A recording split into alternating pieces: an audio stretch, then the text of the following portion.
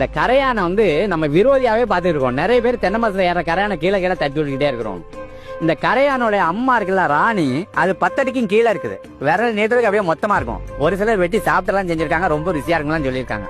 இது மாதிரி மனுஷன் வெட்டிடுவாங்கிறதுக்காகவே அது பள்ளத்துல கொண்டு போய் அது குடிச்சு. அப்ப இந்த கரையாலாம் என்ன பண்ணுதுன்னா, அது ராணிக்கு சாப்பாடு கொண்டு போறதுக்காக ஓட்ட போட்டுக்கிட்டே இருக்குது. ஒரு தடவை மழை பெஞ்சா பூமி முழுதும் ஈரமாவே நிறைஞ்சு கிடக்குது.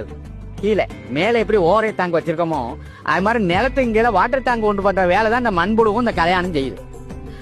அது என்ன கேட்குதுன்னா, சாப்பாடு ஃபேக்டரியில இருந்து யூரியாவும் கேட்கல, டிஏபியும் கேட்கல, பொட்டாசியம் கேட்கல, வெறும் இந்த மரக்கழிவுகள் தாவர கழிவுகளை தான் கேட்கும். அது திரும்ப திரும்ப போட்டுட்டோம்னாக்க அதுகளை வந்து அப்படியே எருவா மாத்தி நீர்பிடிப்பு தொட்டியா மாத்திருது. பூமிக்கு அடியில வேர் மட்டத்துல அது நீர் தொட்டிகளை ஏற்படுத்துது. ஆகையினால அவர் என்ன செய்யறாரு அப்படின்னா, கிட்டத்தட்ட 40 நாளைக்கு ஒரு தடவை தண்ணி பாய்ச்சறாரு.